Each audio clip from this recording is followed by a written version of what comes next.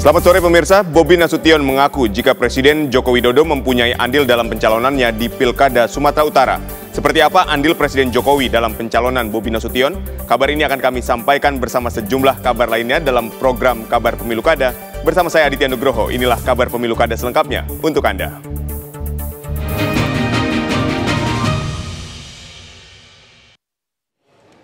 Pemirsa, Presiden Joko Widodo turut memberi restu dalam pencalonan menantunya Bobi Nasution di Pilkada Sumatera Utara. Bobi Nasution telah menerima rekomendasi dari Partai Golkar dan Gerindra serta PAN dalam pencalonannya sebagai Gubernur Sumatera Utara.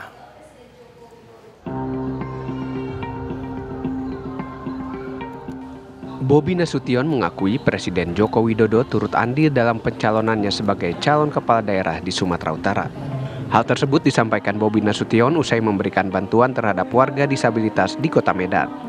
Bobi menjelaskan dukungan Joko Widodo berupa doa untuk anak-anaknya sehingga mendapatkan rekomendasi dari sejumlah partai politik. Pak Jokowi ada andil nggak Pak sehingga Parpol Mulus dukung Bapak Pak? Ada, perannya adalah mendoakan anak-anak. Ya Allah. Terima kasih Pak. Bobi Nasution rencana maju menjadi calon gubernur Sumatera Utara pada pemilu kada November mendatang. Ia mendapat dukungan dari sejumlah partai politik, diantaranya Partai Golkar, Gerindra, dan PAN. Sejumlah partai lain juga sudah memberikan sinyal akan mendukung menantu Presiden Joko Widodo tersebut dalam pemilu kepala daerah Sumatera Utara. Dari Medan, Sumatera Utara, Ahmidal Yauzar, TV One mengabarkan. Pemirsa, tidak hanya terhadap Bobi Nasution di Pilkada Sumatera Utara, dukungan Presiden Joko Widodo juga diberikan kepada Kapolda Jawa Tengah Irjen Pol Ahmad Lutfi untuk maju di Pilgub Jawa Tengah. Desas-desus itu mengemuka setelah Jokowi bertemu Ketua Umum Relawan Solo Raya di sebuah mal di Solo, Jawa Tengah.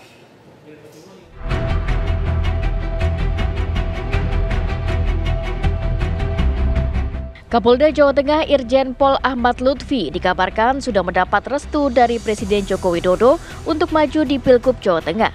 Desas-desus itu mengemuka setelah Jokowi bertemu Ketua Umum Relawan Solo Raya, Setio Wisnubroto. Setio mengklaim telah mendapat arahan dari Jokowi ihwal dukungan kepada Ahmad Lutfi untuk berlaga di Pilkada Jawa Tengah. Kaitannya dengan kontestasi pilkada yang akan datang, terkait dengan relawan dan sebagainya. Jadi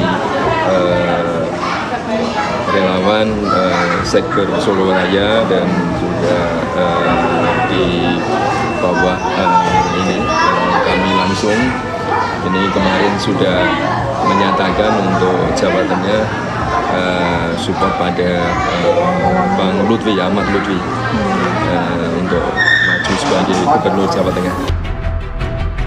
Jenderal Bintang 2 itu juga disebut-sebut sudah mendapat dukungan dari Partai Amanat Nasional, PAN, dan masuk dalam radar Partai Solidaritas PSI. PSI dan PAN adalah dua partai politik yang belakangan seringkali menafsirkan keinginan-keinginan dan juga kehendak politik Jokowi.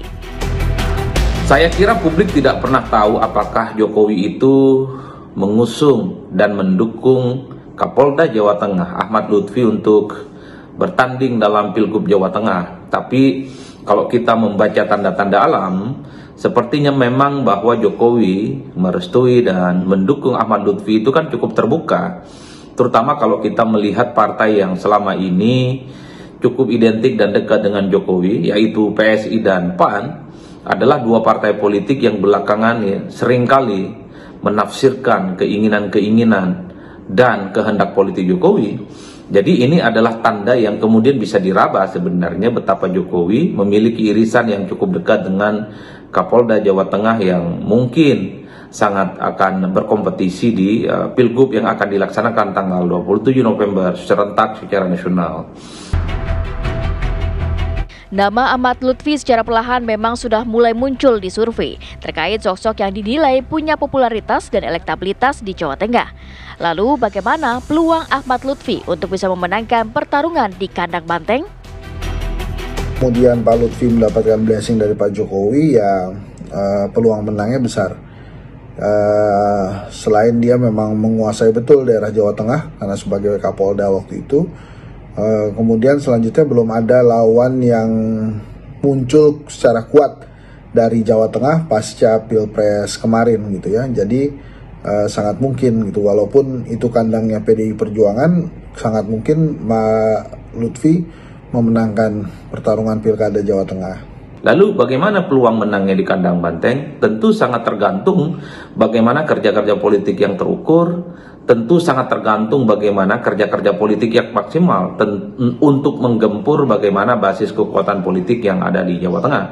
Karena per hari ini sebenarnya belum ada figur yang sangat melonjol, popularitas dan elektabilitasnya di atas rata-rata. Terlepas dari benar atau tidaknya soal rumor politik ini, Ahmad Lutfi bukanlah sosok baru di mata Jokowi. Irjen Pol Ahmad Lutfi pernah menjabat Wakil Kapolres Solo saat Jokowi menjabat Wali Kota Solo beberapa tahun silam. Lalu benarkah Ahmad Lutfi sudah mendapat restu Presiden Joko Widodo untuk maju di Pilgub Jawa Tengah? Tim TV One mengabarkan. Pemirsa, sejumlah survei menunjukkan nama Ridwan Kamil masih berada di puncak dalam pemilihan Gubernur Jawa Barat. Pria yang akrab disapa Kang Emil ini juga menjadi kans kuat masuk bursa Pilkada Jakarta. Lantas akan berkompetisi di manakah Ridwan Kamil, Jakarta atau Jawa Barat?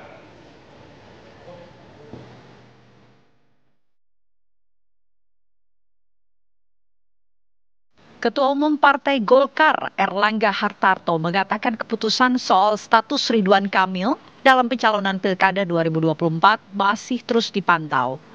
Golkar mengakui bahwa elektabilitas Ridwan Kamil merosot setelah kemunculan nama Anies dan Ahok yang digadang-gadang akan kembali terjun di Pilkada Jakarta.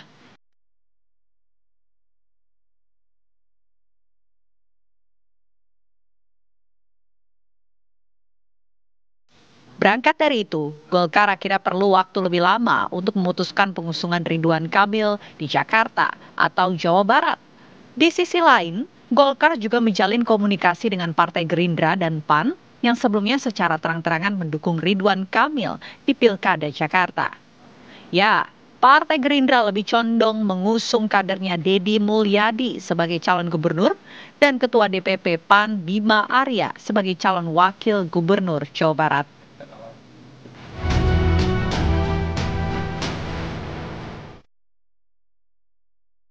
Begitu nama Pak Anies Baswedan muncul, ya, disebut-sebut kembali lagi menjadi calon gubernur, kemudian juga ada yang menyebutkan, ya, teman-teman PDIP nama Basuki Cahayapurnama.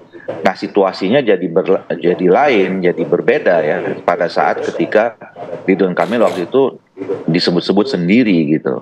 Nah, akhirnya kan kita bandingkan karena memang surat tugasnya kita kasih dua, Jawa Barat dan Jakarta. Nah, ternyata per hari ini, ya, kami menyimpulkan idealnya Ridwan Kamil itu lebih baik di Jawa Barat, ya, karena kalau kita lihat dari hasil survei, approval ratingnya ini sangat spektakuler, ya, Ridwan Kamil di Jawa Barat. Nah, kalau kita bicara approval ratingnya di Jakarta, ya pasti tidak ada, karena kan memang belum pernah, ya, Ridwan Kamil pastilah kalah dengan Anies Baswedan gitu. Tidak ada kepentingan Partai Gerindra mengusung atau mengusulkan atau mendukung merekomendasikan Kang Emil atau Kang RK di Jakarta dalam rangka memuluskan Kang Deddy dengan Kang Bima Arya di Jawa Barat. Tidak ada, sama sekali tidak ada. Itu saya pastikan. Jadi kenapa Partai Gerindra, Bang Dasko waktu itu mengusulkan, lebih semata-mata karena kami melihat Kang Emil ini punya kompetensi, punya kemampuan, punya prestasi di Jawa Barat yang luar biasa. Kalau saya membaca statementnya Golkar, sebenarnya jauh lebih confident di Jawa Barat. Tentu argumen-argumennya banyak, portofolio demografi, kemudian basis pemilih, termasuk survei. 3 variabel yang bisa menjelaskan seakan-akan Ridwan Kamil peluangnya itu jauh lebih gampang untuk memenangkan pertarungan di Jawa Barat ketimbang yang lain. Apalagi disupport oleh tim pemenangan Prabowo dan Gibran, disupport Gerindra, kemudian disupport oleh PAN, disupport oleh Partai Demokrat dan partai-partai yang lain.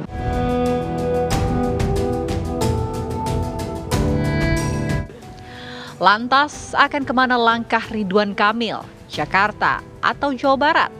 Tim TV One mengabarkan.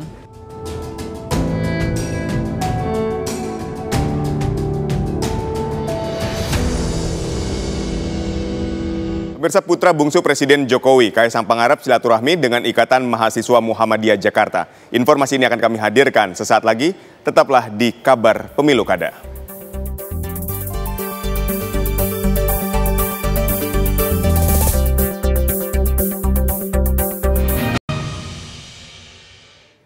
Anda masih menyaksikan Kabar Pemilu Kada. Pemirsa, putra bungsu Presiden Jokowi, Kaisang Pangarep silaturahmi dengan Ikatan Mahasiswa Muhammadiyah Jakarta.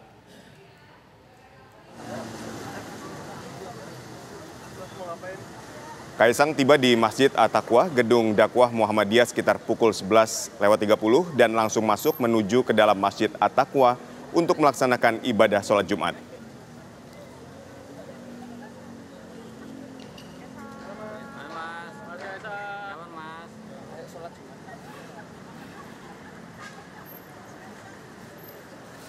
Setelah menunaikan ibadah sholat Jumat, Kaisang mengadakan pertemuan sambil makan siang.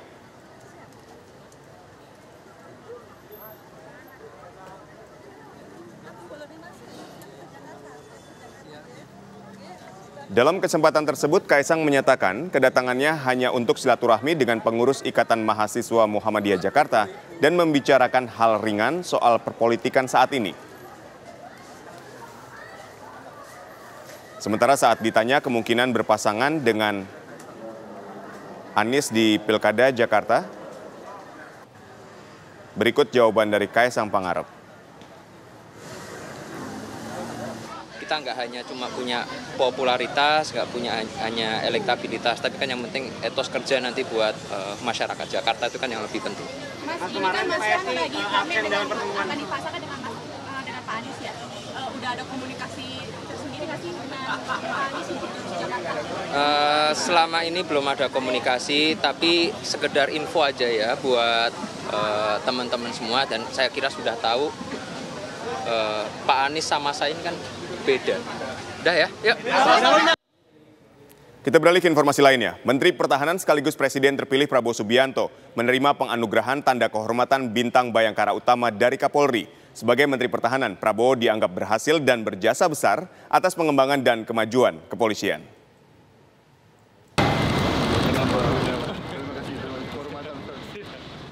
Menteri Pertahanan RI Prabowo Subianto menerima penghargaan tanda kehormatan Bintang Bayangkara Utama dari Kepala Kepolisian Negara Republik Indonesia, Jenderal Polisi Listio Sigit Prabowo.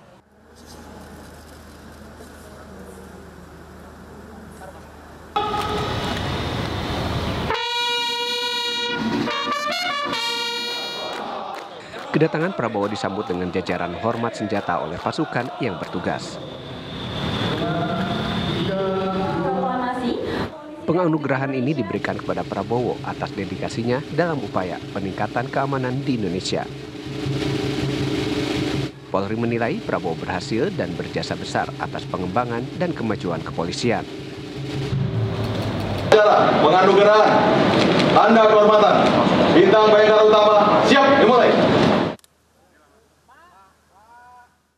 Turut hadir dalam acara penganugerahan ini adalah pihak jajaran Kepolisian RI dan jajaran Kementerian Pertahanan.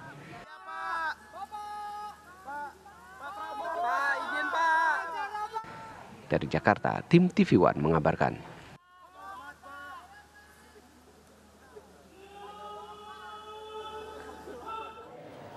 Pemirsa, putusan Mahkamah Agung terkait persyaratan batasan usia calon pilkada mendapat sorotan banyak pihak. Pakar hukum tata negara dari Universitas 17 Agustus Surabaya menilai meski ada kejanggalan, namun putusan tersebut masih dapat dibatalkan lewat judicial review di MK.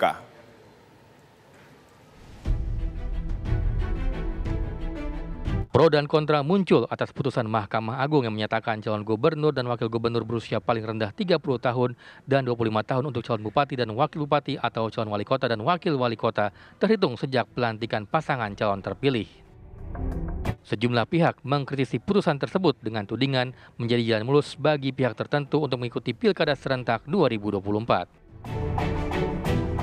Pakar hukum tata negara dari Universitas 17 Agustus Surabaya, Hufron, menilai ada kejanggalan dalam putusan Mahkamah Agung nomor 23 tahun 2024 ini. Menurutnya, putusan MA tersebut dipandang tidak tepat karena seharusnya berkaitan dengan penentuan persyaratan calon. Namun Mahkamah Agung ternyata sudah masuk pada wilayah pelantikan yang menjadi domain Menteri Dalam Negeri. kalau itu wilayah pelantikan tidak menjadi domainnya KPU untuk mengatur, tapi itu sudah pada wilayah domainnya Menteri Dalam Negeri untuk mengaturnya. Jadi mestinya menurut saya secara pribadi peraturan KPU itu sudah tepat, berada pada wilayah kewenangan KPU untuk mengatur, dan sesungguhnya adalah masuk akal kalau itu dihitung berdasarkan sejak pasangan calon itu ditetapkan, bukan sejak dilantik. Karena kalau dilantik itu sudah menjadi kewenangan Menteri Dalam Negeri, bukan lagi menjadi kewenangan KPU untuk membuat peraturan KPU gitu. Sebelumnya, Mahkamah Agung mengabulkan gugatan Partai Garuda untuk menambah tafsir soal syarat usia calon kepala daerah. MA juga memerintahkan KPU untuk mencabut pasal 4 ayat 1 tentang pencalonan pemilihan gubernur dan wakil gubernur, bupati dan wakil bupati, dan atau wali kota dan wakil wali kota. Tim TV One mengabarkan. Pemirsa, Polda Jawa Timur tengah melakukan pemetaan titik rawanan dalam pelaksanaan Pilkada 2024. 3 kabupaten di Jawa Timur ditengarai merupakan daerah rawan seperti di Madura, Pasuruan Kota, dan Lumajang. Hal ini mengingat sejarah pelaksanaan pilkada sebelumnya. Polda Jawa Timur akan terus bersinergi dengan TNI serta instansi terkait untuk mensukseskan penyelenggaraan Pilkada 2024.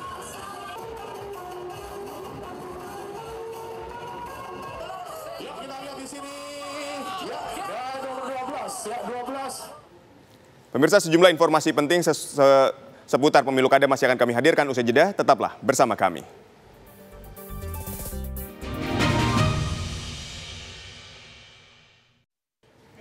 Pemirsa, relawan Jokowi Sebogor Raya merayakan ulang tahun ke-63 Presiden Joko Widodo di Tugu Kujang Bogor Jumat dini hari tadi. Para relawan merayakannya dengan cara memotong tumpeng. Salam sejahtera buat kita semua. Om Swastiastu, Namo Buddhaya, salam berbagi. Ulang tahun ke-63 Presiden Joko Widodo dirayakan oleh sekitar 70 relawan Jokowi Sebogor Raya di Tugu Kujang, Kota Bogor, Jawa Barat dini hari tadi. Kegiatan diawali dengan menyanyikan lagu Indonesia Raya dan dilanjutkan dengan orasi dari sejumlah relawan yang hadir. Puncak acara diisi dengan pemotongan tumpeng dan doa bersama dari relawan untuk Presiden Jokowi. Koordinator relawan Jokowi mengatakan, meski perayaan ulang tahun Jokowi ini merupakan yang terakhir di masa kepemimpinan Jokowi, namun para relawan tetap berencana merayakan ulang tahun Jokowi setiap tahun, meski tahun depan sudah tidak lagi menjadi presiden. Yang jelas, Jokowi jadi presiden atau tidak, kita tetap bersama Jokowi. Hari ini bukan hari yang terakhir kita merayakan, sampai seterusnya selama Jokowi masih ada, karena bagi kami, relawan Jokowi yang masih tegak lurus bersama Pak Jokowi, itu merupakan sosok yang paling inspiratif. Artinya Pak Jokowi menjabat ataupun tidak, ke depan kita tetap akan merayakan hari ulang tahun bersama. Para relawan mengklaim perayaan serupa juga diadakan secara serentak di berbagai lokasi seperti DKI Jakarta, Banten, Garut, Bandung, dan daerah lainnya. Relawan menegaskan perayaan ulang tahun ini merupakan simbol solidaritas dan juga loyalitas yang kuat dari para relawan untuk Jokowi. Dari Bogor, Jawa Barat, Eko Hadi, TV One mengabarkan. Pemirsa, Partai Gerindra dan Demokrat kembali sepakat berkoalisi di Pilkada Kabupaten Blitar, Jawa Timur. Kedua partai sepakat membentuk dan melanjutkan koalisi Indonesia Maju saat pemilihan presiden lalu. Dengan bermodal 7 kursi di legislatif, Partai Gerindra mencalonkan kader terbaiknya, Cucu Sunaryo yang saat ini menjabat sebagai wali kota Blitar.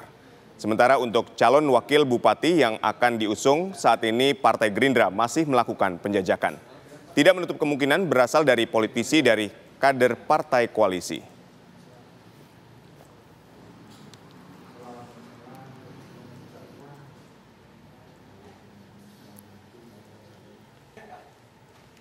Pemirsa, informasi tadi sekaligus mengakhiri kebersamaan kita dalam program Kabar Pemilu Kada. Saya Aditya Nugroho, mewakili kru yang bertugas pamit undur diri. Terima kasih atas perhatian Anda. Sampai jumpa.